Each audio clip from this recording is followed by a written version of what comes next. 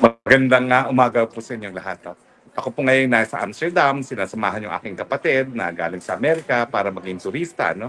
Hindi ko naman po kauna-unahang pagkakataon na makapunta ng Amsterdam. In fact, maraming beses na ako nakarating sa Amsterdam. Pero mula po nung ako'y pumunta dito sa Europa para samahan si Tatay Digong, ito po yung pangalawang beses pa lang na nakakarating sa Amsterdam. Nakakapagtaka nga po, no? Ang lapit ng Amsterdam, 1 hour. Siguro dapat mas madalas kami rito nga pumupunta. Pero ang katotohanan, pangalawang beses ko pa lang po ito. In any case, importante po na tayo magkaroon ng Hague Status Conference. No? Kung ano man ang nangyayari sa kaso ni Tatay Digong. Now, ang pinakahuling pangyayari po ay humingi ng case conference or case report itong abogado ni Tatay Digong. No? At dahil ito daw po ay dahil sa natatanggalan yung proseso ng pagbibigay ng ebidensya ng prosecution laban kay Tatay Digong sa panig ng depensa. Now, kung maalala niyo po, ang confirmation of charges ay nakaschedule sa September 23. Now, ang inaasahan na mangyari sa confirmation of charges, matapos na i-divulge o i-reveal ng prosecution sa depensa ang mga ebidensya nila, kukumbinsihin ng prosecution na merong probable cause, no? Laban kay Tatay Digong para nga mapatuloy ang paglilitis. Pero siyempre, ang depensa ay magpipresenta rin ng ebidensya, no? Para patunayan na walang probable cause, no? At sa puntong ito, importante nga yung confirmation of charges kasi unang-una, ito ay 6 months after unang nako si Tatay Digong. Ito yung sinasabi ko na hindi makatarungang na sa ICC, kulong ka muna miski wala pang probable cause. Sa Pilipinas kasi, bago ka makulong, dapat may probable cause at yan ay dumadaan sa proseso ng preliminary investigation na hindi naman sakop ng preliminary investigation ng ICC yung issue na pagkakakulong.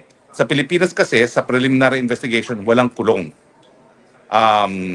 Ang pagkakakulong ay pag meron ng probable cause at nasampa na ang kaso sa hukuman. Pero dito sa ICC, merong preliminary investigation, wala ngang kulong, pero kapag merong sapat na ebidensya, good evidence, para magpatuloy at mag-issue ng warrant of arrest, mag-i-issue sila ng warrant of arrest, miski wala pang probable cause. Miski wala pang likelihood na merong krimen na nangyari at likelihood na yung mga nasasakdal ay siyang gumawa ng krimen, nakakulong na yung akusado. Now, ang narireklamo ng ating na abogado ni Tatay Digong ay napakatagal na panahon na raw ang binigay sa kanila. Sa katunayan, 4 na buwan na nga nakalipas mula nang nakulong si Tatay Digong, hanggang ngayon hindi pa nailalabas ang lahat, ang kabuuan ng ebidensya labang kay Tatay Digong. At habang hindi natin nalalaman kung anong ebidensya ng prosecution, hindi rin malalaman ng depensa kung ano ang ebidensya na isusumite rin para patunayan ng walang probable cause. So naintindihan natin na ang concern ng depensa na hindi naman po pwede magtuloy ang confirmation of charges na hindi nalalaman ang kabuuan ng ebidensya laban kay Tatay Digong. Pero ano naman ang downside nito? Ang downside nito, mukhang mapopospone ang confirmation of charges at kapag napospone ang confirmation of charges, mas mapapatagal ang pagkakakulong ni Tatay Digong na wala pang probable cause. No? At siyempre, hindi mo na kinakailangan maging bihas ang abogado para malaman na si Tatay Digong atat nang makawala sa kulungan. No? Kung wala talagang probable cause, ay dapat ma-dismiss niya yung mga charges na yan. Kasi nga, kung walang probable cause, ang end result ng confirmation of charges is either dismissed, mapapawala si Tatay Digong, or tuloy sa trial, no? Na nakakulong pa rin si Tatay Digong. Pero siyempre, isa sa inaasahan ng ni Tatay Digong ang mapagbibigyan yung kanyang motion para sa temporary release, no? Yung tinatawag na interim release. Bagamat, sinabi ko na nga na sa kasaysayan ng ICC, hindi sila nakapagbigay ng kahit anong interim release sa kahit kanino na akusado ng core crimes, yung war crimes o di naman kaya or crimes against humanity.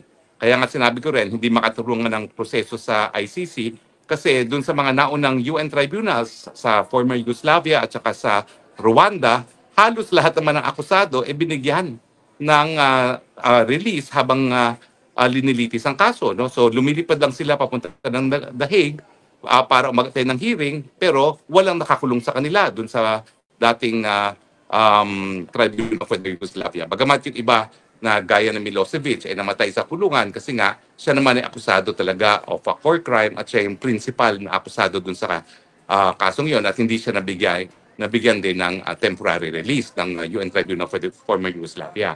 Pero nakikita nyo na kaya ganyan ang Rome Statute, kaya kinukulong ang isang akusado bago pa magkaroon ng probable cause kasi may provision nga sa Article 59 ng Rome Statute na bago maparating sa dahig, kinakailangan idaan muna sa lokal na hukuman.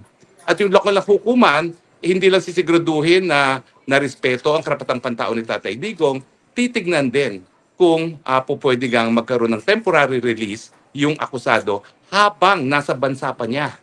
So dahil nga kinidnap si Tatay Digong, napagkait yung proseso na haharap siya sa isang regional trial court para sa kanyang extradition to The Hague at titignan ng hukuman hindi lang kung merong jurisdiction ng ICC na wala na nga kasi nga yung tinatawag nating materia temporal natulog sa pansitan yung mga prosecutors at nagsampa ng request to conduct preliminary investigation matapos ang 2 taon makalipas nga yung pagsasampa ng instrument of withdrawal natin at sinasabi natin too late the hero na, no?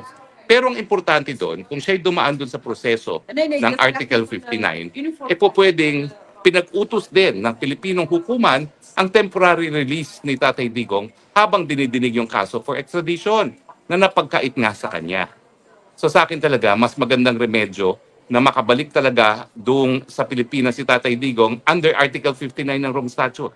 Sabihin natin, okay, sige, magpatuloy tayo under the Rome Statute. Pero dapat masunod yung proseso sa Rome Statute na ihinarap muna siya sa lokal na hukuman para doon ma-ventilate kung merong issue of jurisdiction at saka ma-ventilate kung dapat pa siyang bigyan ng temporary release habang dinidinig yung extradition petition. So anyway, mabalik tayo ngayon dito sa hinihingi. No?